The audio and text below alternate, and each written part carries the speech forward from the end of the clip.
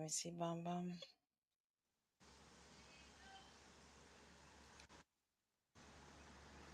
Is it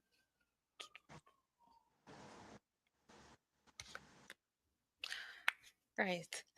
Yeah, this big smile.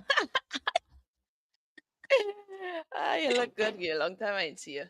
You look good. Yeah, it's been a while. It's been a while. Yeah. All right. Well, let me get started. So, Renessa, welcome to the Athlete Podcast. I'm very pleased to have you here. It's so good to see how classmates' lives cross paths even after so many years have passed. Yeah. So, I want you to tell the audience a little bit about yourself, Mm. your background, and what you're into. Wow. That is that's very vast. But I would say I'm currently a news anchor, also a presenter with Tobago Updates. I started my business Run Creates about 4 to 5 years ago. I've been in the pageantry industry, I've been in the modeling industry, so I'm a bit all over the place, but I've Yeah. grown to see how all of these things have intertwined in my life, and it just goes to show that sometimes the path that you have charted for yourself is not exactly where you're going to end up, and the things that you run from, you end Yeah. up going right back there. Mm, okay. um. So then, tell us about how you got into the pageantry, the modeling, because from high school you were good in the singing as well. So where did you see? How did you know it was God leading you into these different areas? I wouldn't say I knew that it was God leading me into these areas. A lot of times we usually end up in situations by chance. And maybe that chance is actually God's divine intervention that we don't Yeah. realize until after. But I would say, first and foremost, for these things to start happening, you first need to figure out what is your purpose. You need to figure out Yeah. who you are. And sometimes, in order for you to find that out, you have to go through a period of isolation. And just today, I was speaking about this with some coworkers. Um, we usually hate being by ourselves because it means we have to face the things about us that aren't pleasant, that aren't comfortable. And it's in those moments where you have the refining and you have the epiphanies when you realize this road that I've been going on for quite some time is actually not where I want to be. These Yeah. things that I'm conditioned to believe that this is who I am, this is where I need to end up, this is how I'm going to be successful. It sort of messes with your identity that was created based on society's expectations, your parents' expectations, your friends' Yeah. expectations. And that isolation is important for you to break some of those conditionings. And I remember when I was going through my period like that, um, it was scary. It was difficult. It was tough because it meant that I needed to have the courage to stand up to the people who already had these expectations of me, who already had an idea of what Renessa should look like, what she should be Yeah. doing. So when it comes to me going into the pageantry space, um, I've said this before, but I didn't tell my parents anything about it because of how I was brought up. I believe that if I had told them that this is the route I was going down, they would Yeah. point blank, and it would completely change my mind. But I saw it as an opportunity for me. I saw it Yeah. as an opportunity for me to market my business. I actually didn't go in pageantry to win. Okay. However, Yeah. however, Tobago. And then I went on to Miss World Trinidad and Tobago 2024 and I placed fifth. Well, I came in the top five. Yeah.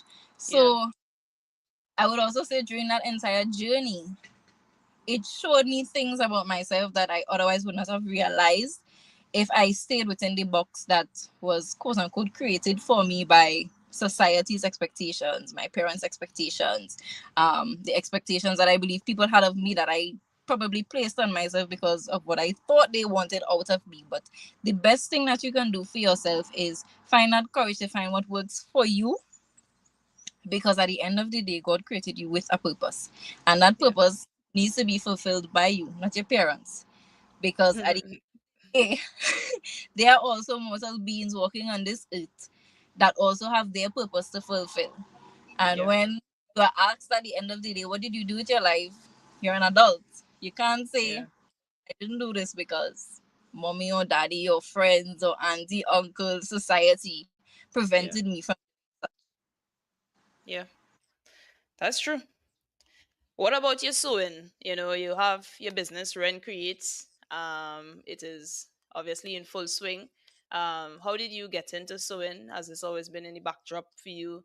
Like I said in high school, I know Renessa is a big singer, you know, but it's cool to see that you're blossoming into different fields. Sewing. As I mentioned earlier, we usually run from the things that we love as children when we get older, because Yeah. for whatever reason we believe it would not be accepted.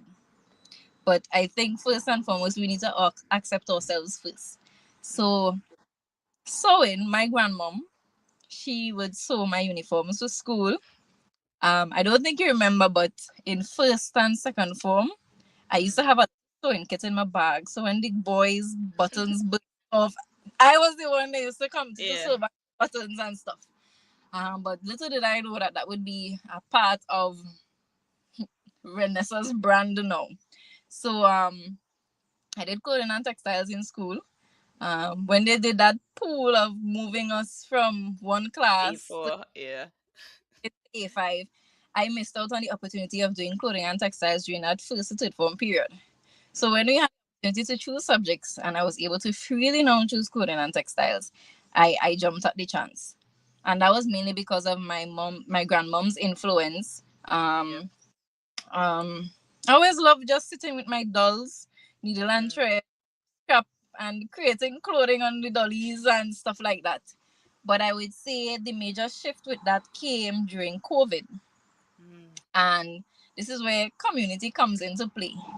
I remember telling one of my friends, I don't think I have the capacity to start the business in the way that I wanted to. And she said, well, start small. She Correct. was one of my very first clients. So she helped to build that confidence in a sense. So it was her. Then it was another friend. I think I was making masks that time for Mm. myself. I wasn't selling to anybody. I was just creating masks and posting it on my WhatsApp stories. And she's like, you have a skill, capitalize on it. That friend Yeah. also became one of my first customers, and to this day, she's a repeat customer.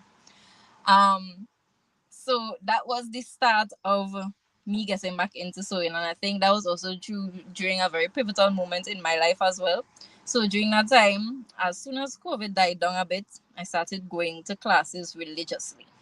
Okay. I was grasping at learning here on the internet, reading books, and I realized how quickly I developed this skill, how quickly it came as second nature to me. Yeah. And that's how Run Creates was created. That's how it evolved. That's how it started. I would say that there were times during that whole business development, we often pray and ask for blessings. We also pray and ask for development and growth, but we also don't pray for the ability and the capacity to hold these blessings. So Mm. it also means that while wanting things, you also have to be prepared. And sometimes you aren't prepared and you have to be constantly on the go of tweaking and fixing yourself so that you can keep up with these blessings so you don't lose them. And I Yeah. think that's that we usually don't take into consideration. Oh, we want to have the big job, we want to have the big car, we want to have the successes. But have you sat down and asked yourself, am I equipped already to deal with this blessing? Have I taken Yeah. the time?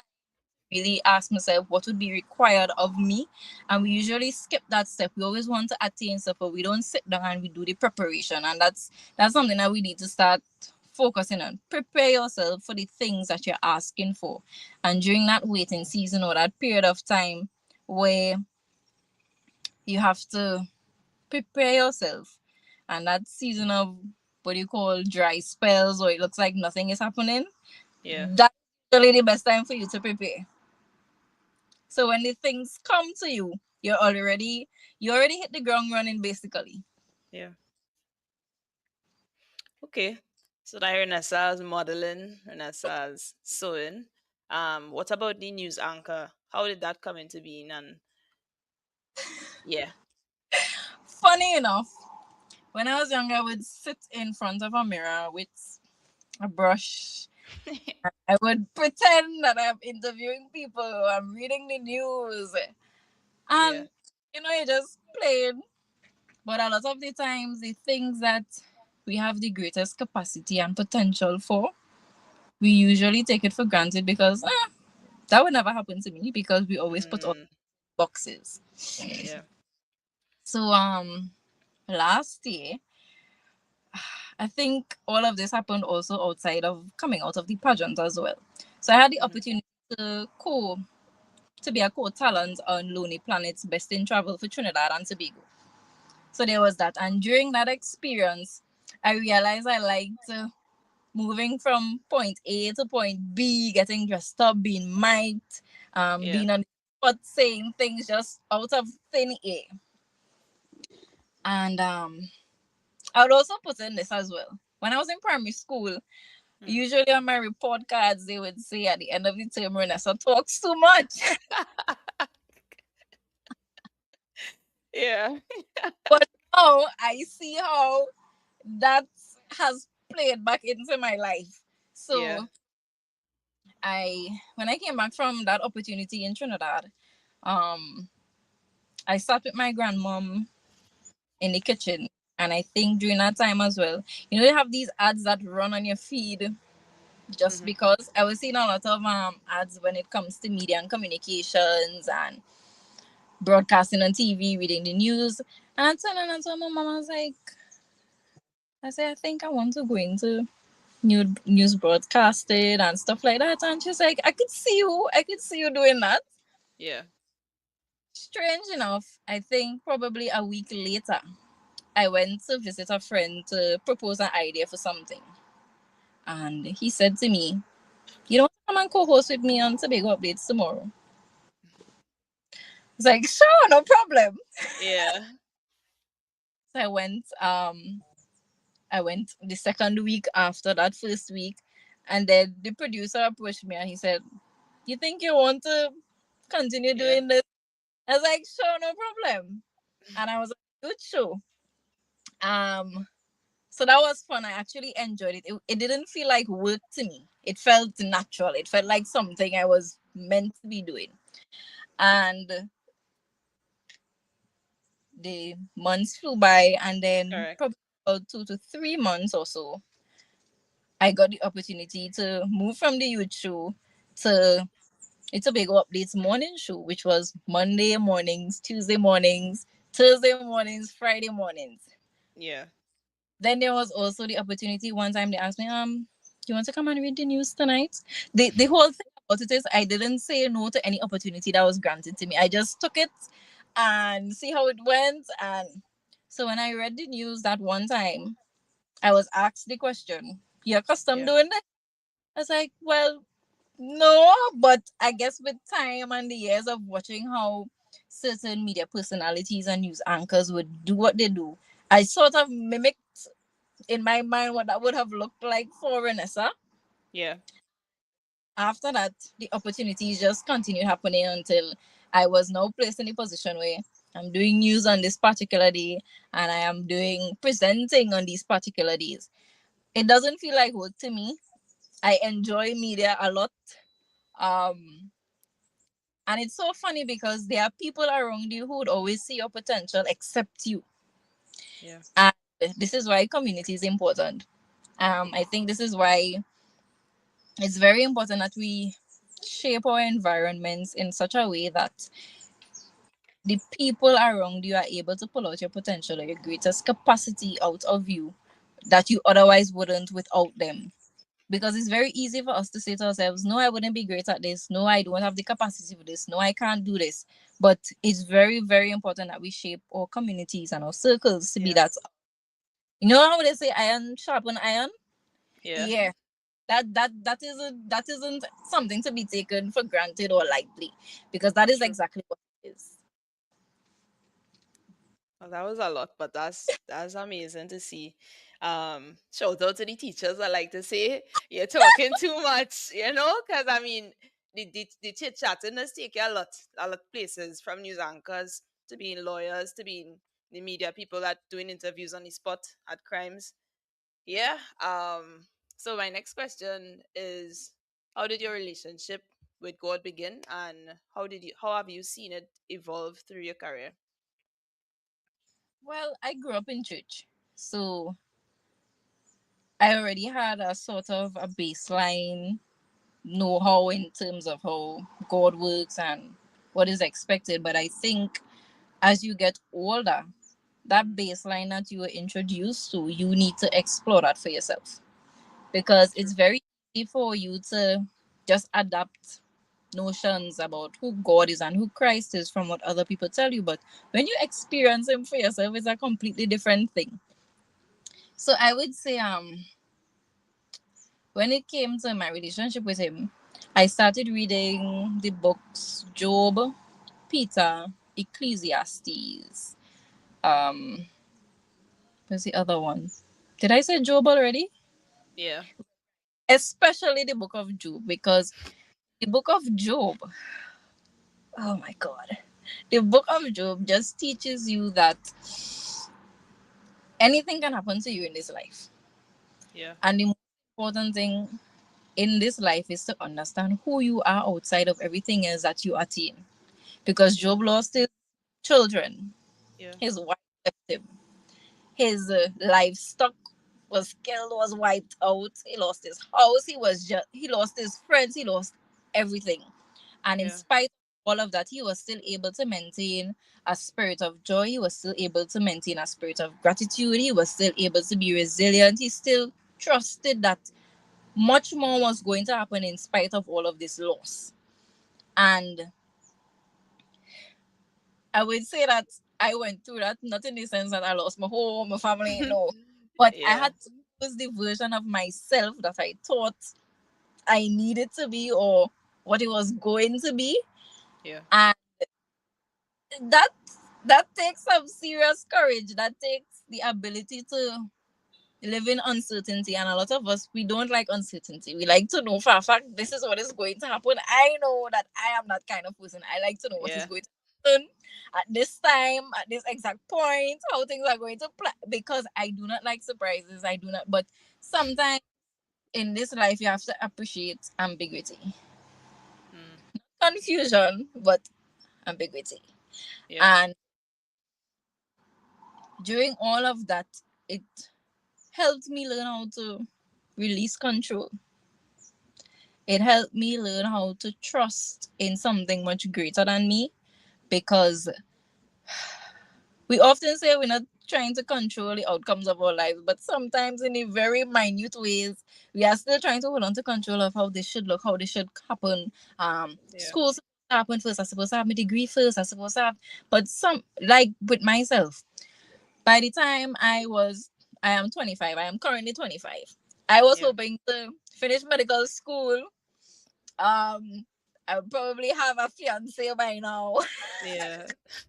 Get married in the next 3 years or so Yeah. with house and the children. But life turned out completely different, and I would say it turned out even much better than I hoped, because I actually love the life that I have right now. I am contented, and whatever else comes along the road, I know it would be for my refinement and for my benefit, because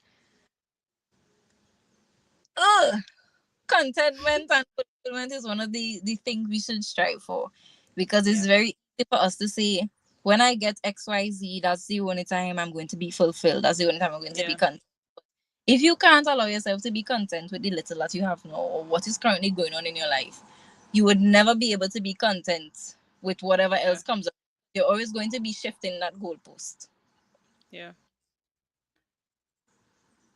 Um, I want to ask a little bit of a touchy topic. I noticed you had started posting, I think it's a couple years back, about the presence of having fathers in your lives of the children. Mhm, I could tell that that's probably, part of your life. But mhm. what I wanted to ask was, however, how do you see God using your experience to draw others nearer to Him in that field? So I always believe in, before presenting Christ to people, they must first see it through you and your behaviors and your actions, because we are his representatives first and foremost. Yeah. Um, when it comes to father absence, I would say the family structure is very important. It shapes how young people go about relationships, how they go about dealing with Yeah. everyday, how they deal with one another. And for so many years, and this is long before I even came to this earth through conception, Yeah. a lot of homes were broken. And because we have broken homes, we have a lot of broken people walking around, Mm-hmm. right? And it takes you really taking a step back and looking at yourself and asking, what about this disruption in my family causes me to act in a manner of survival or coping mechanisms that aren't healthy, right? Yeah. We usually don't do that self reflection. And I had to I had to look at that for myself, because I started seeing where it showed up, not just in romantic relationships, but also as well as platonic relationships. Yeah. And that worked. So I went to therapy, and the funny thing about it is I was already aware of what was happening, but I think I was not courageous in putting the actions behind the awareness. And that's Mm. usually the problem. A lot of us, we usually know what we want to do, but we're Correct. not enough to take these steps that would take us even further than where we are presently. So during my Miss World journey, that was my beauty with a purpose. And I would also say during that time as well, during the competition, especially when it came to the beauty with a purpose judging, on Mm-hmm. that day in particular, my video presentation that was supposed to be presented to the judges on the day of judging did not play, Wow. right?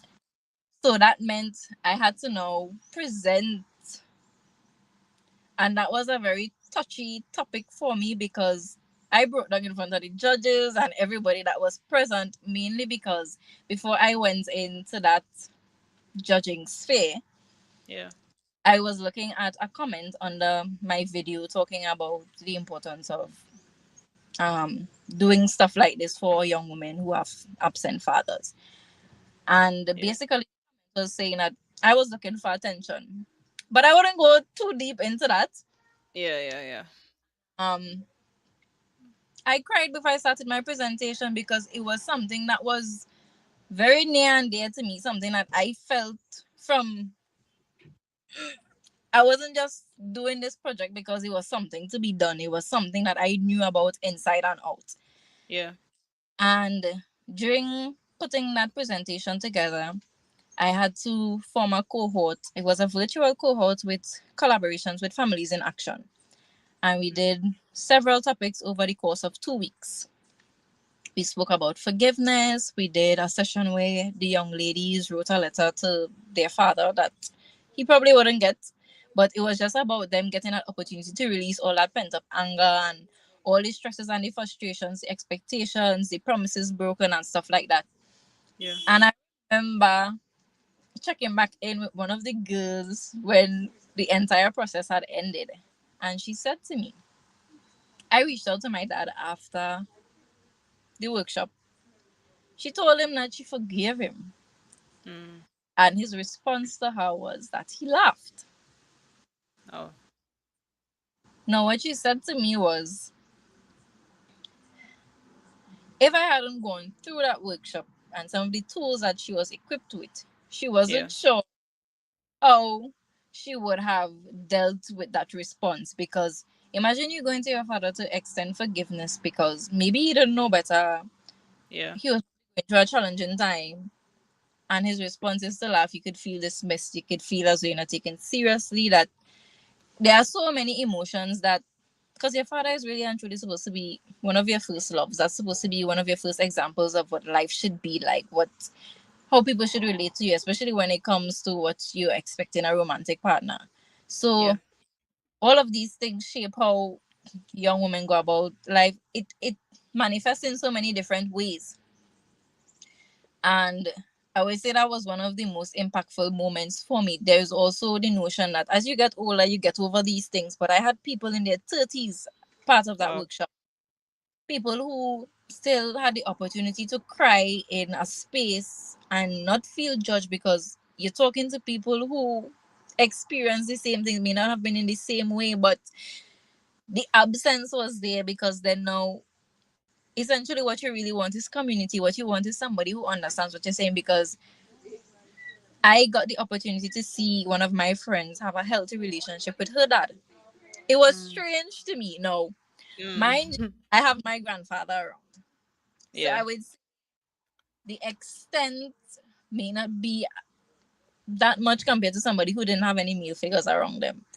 I Yeah. have someone who taught me how to drive. I have someone who taught me how to change the oil in my vehicle, how to change a tire, um, how to lay down bricks, how to mix mortar. So I had that Yeah. person. But at the end of the day, your father is your DNA. That is your biology. You would always want to know who they are. There's always be some part of you that wants to explore that side of you. Yeah. So seeing the seeing and hearing the stories of these young women, it really showed me that what I was doing wasn't something to be taken lightly. Yeah. Because at the end of the day, I think most people would want to reconcile with their dads. Um, that may not be possible. It may be possible, but at the end of the day, you still need to be able to have the tools necessary to move forward. If it happens and if it doesn't happen, because that's time lost, and Yeah. you can't time that was lost. The most you could do is deal with the time going forward. Yeah. All right. So my next question is, how do you balance, in multiple callings, media and design without feeling overwhelmed? I don't ever feel overwhelmed because it's a lot. Yeah. Recently a client asked me, how do you manage your life with Yeah. this at the other? But I would say structure is very important, and discipline. We Yeah. often underestimate the power of discipline. So a typical wake up day, well, the time that I wake up on a morning is around 3 to 4 a.m. Mm. And I have to do that every day. If I don't do that every day, it means that there is time wasted in some sort. Yeah. So I know media is on a morning. I have to prepare the day before when I come home. In terms of orders, it means Yeah. that I have to have some policies with my business, which means that I can't do rush orders. You have to give me ample time beforehand so that I am able to deliver at a certain time. It means that when I'm at my job in the days, because it's media, then I have my government job, and then it might be media again in the evening, and then I have to go home to do business work, and Yeah. then is in time for meetings for Daughters Echo. And so it's all about being realistic with yourself, one, creating a schedule. When you create Yeah. that schedule, then you have to be very disciplined, because discipline is what would carry you. A lot of us just think that having the ideas and the goals and we just doing them anyhow willy nilly will get us. No, discipline and consistency is what carries you forward. Yeah. You mentioned doctors. What you said, the group you're Daughters part of Echo. on evening? Doctors. What's that about? So Daughters Echo. that is actually what we were speaking about earlier in terms of absence, father Oh, absence. okay. So that's the name of the organization, Daughters Echo Navigating Absence. You can find it on Instagram. Okay. And how do you deal with comparison, especially in a very driven image driven industry? Wow. Very honest. I don't think I have ever compared myself to anyone, Mm-hmm. and I would say that that is probably because of my experience during pageantry. I learned from the onset that from the moment you start comparing yourself to somebody, you have lost. No one else is better than you unless you give them that opportunity to be better than you. That's one. And Yeah. two, it's always important to remember that everybody has their different purposes and journeys in this life. And trying to be like someone else makes no sense. Someone else trying to be like you makes no sense as well, because we all individually have our parts to play. Yeah. And this is where the whole concept of collaboration has, that conversation of collaboration has started within the spaces, because it's good to celebrate one another. It's good to realize this person has a strength that I don't have, but I could Yeah. celebrate, collaborate with you. And I think, especially with now with the conversations when it comes to women, we hear a lot of the time that we hear about women empowerment and lifting each other up a lot of the time, and that is something that we really, really, really need to, we really, really need to embrace, Yeah. because there is something about you that I would not have, that I would benefit from by collaborating with you. It would also mean that I get to learn something from you. It means that I may eventually learn a skill from just observing and being around you. So Hmm. I don't have any comparisons. I just appreciate when I see individuals with different strengths. And when I see those strengths, I say, this is something I want to aspire to be. This is something that inspires me. I use it as Yeah. motivation. Let's put it that way. I am motivated by people when I see that they have a strength that I don't have. Yeah, man. Yeah. So, how do you stay spiritually filled while constantly pouring out in your work? I think it's also very important for us as individuals. Even if you don't have what we call, quote unquote, a spiritual connection with God, it's Yeah. very important we understand me time. We understand the importance of meditation and having certain situations or certain ways for us to wind down when it comes to the end of the day, or when you're stressful, or just that on the whole, but we usually don't. And this is Mm. why it's very important, especially when it comes to when we're relating to people, to have a sense of self.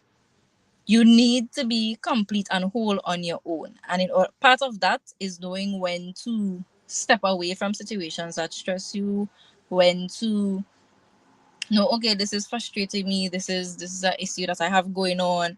We need to find Yeah. our ways to regulate ourselves. We need to find our ways. So for me, meditation, journaling, having a good laugh. We usually underestimate Yeah. of having a good laugh, going out with some friends, having someone that you could confide and trust and talk to. Those are the ways that, because for me, sometimes I sit and have conversations with friends, and those Hmm. conversations in and of themselves usually help to put back into me what was poured out. Because then that conversation sometimes turns into a whole testimony or a whole sermon, Yeah. because they tend to give me a perspective I probably didn't have before. Yeah. Hmm. Okay. Almost there. Okay. What has been the hardest season in your journey, and how did fate carry you through? I think my hardest part in my journey was probably when I was around 21 to 23. Yeah, I was 21. Yeah, it's 23. That's probably one of the most difficult times. And I think it was also that point where I started on my pageant journey as well. I think the pageant journey pulled some things out of me that I didn't know was there. So that ability to work under pressure. I mean, I already had that there within me based on jobs I've had before. But Yeah. during in particular, I would say that pulled that out of me tremendously. Um wa- and I would also want to put in as well, your hard seasons are your best seasons actually. Hmm. We usually tend to bypass and don't want to feel uncomfortable and this is this, and but usually those are the seasons that show you how much and how capable and how resilient you are as an individual. It Yeah. also helps with that mental fortitude that you need. You can't grow when you're comfortable all the time. You can't grow when things are always good, when things are always smooth, when things are always going your way. Sometimes you need those no's to show you, okay, I could be redirected and I'm going to be okay in spite of, because I have the capacity and the ability to jump over this hurdle. Yeah. So, what would you say to women who feel called to the creative industries but want to honor God using their talents? I think sometimes when it comes to your calling and honoring God, we believe that we need to stay within a box Mm, of expectations. But we were never called to be small. We were yeah. called to be great. Yeah. And if at any point you feel like you need to shrink yourself for you to be used or to be called, more than likely you're selling yourself very short. Mm, I would also say take time to pray on the things that you want to do. A lot of times you have an idea of how you want this to be executed, and yeah. then the execution, because of a certain point, is way better than what you had in store for yourself. Because Yeah. then sometimes what happens is you end up meeting people on your journey that make this venture that you want to go into a lot easier. They give you a perspective. They put you onto somebody else for you to network with. Yeah. They have a more cost effective way of you doing something rather than the thousands of dollars you're probably planning to spend anyway. So Yeah. just trust in the process. That's one. Two, never ever shift from your values and your beliefs. It's be difficult sometimes because it's slow progress. Yeah. Everybody wants things happen quickly, but sometimes you just have to appreciate the slow progression of things. Learn to be okay with being bored sometimes, with things moving very slowly, because sometimes within that boredom an idea sparks that usually wouldn't happen when you're busy and constantly on the go. We usually like to condemn stillness and rest. You see, those two things, True. they are very important. Those are the times where I get the most creative ideas sometimes, when I'm not busy, when I'm literally just looking at the sky, looking at the sea, putting on my phone. Those are the times where your mind is able to really breathe and go anywhere it wants to, for you to have those ideas for you to put into execution. Yeah. So, my final question, if you could describe your journey in one word or phrase, what would it be? I think you should have given me this question before we came onto the interview so I could have thought it. Oh my gosh, one word? or Just one. phrase. I don't think a phrase would be able to sum it up either. Okay. But I would say though, fulfilling. Okay. Fulfilling would be the word to describe my entire journey. Because in spite of all the ups and downs that I may have had, Yeah. everything came together. They needed to happen how they happened. Because I wouldn't be the Renessa that talking to you right now. Um, because I remember a teacher saying to me recently, "You were so timid in high school. Now I'm feeling confident, and it's so good to see." And so I would say everything happens when it should happen, and it's important that we continue to invest in ourselves, yeah. spiritually, financially, emotionally, you name it. Just invest in yourself, and you usually see the fruits of that, and you're usually very well pleased about it at the end of the day. Yeah. So, Renessa singing. That finish or what going on with that? Now, a lot of people don't know that I did Yeah. music well in high school, that I grew up singing in church and stuff. Yeah. In terms of if that is finished, I don't know. I don't know what would happen in the future. Yeah. I don't know. I don't see anything right now for that happening anytime soon, but maybe it will. Maybe for my wedding, I might sing for my husband. Yeah. Why not? yeah. Whenever that time comes. But yeah, Amen. Yeah. Well, Renessa, it was a pleasure having you and letting others hear your story. your journey with God and your walk in different career paths. So thanks for coming in. Thank you so much for having me, and I wish you all the best on your future endeavors with the Athletes Podcast. All right, see you later. Bye bye.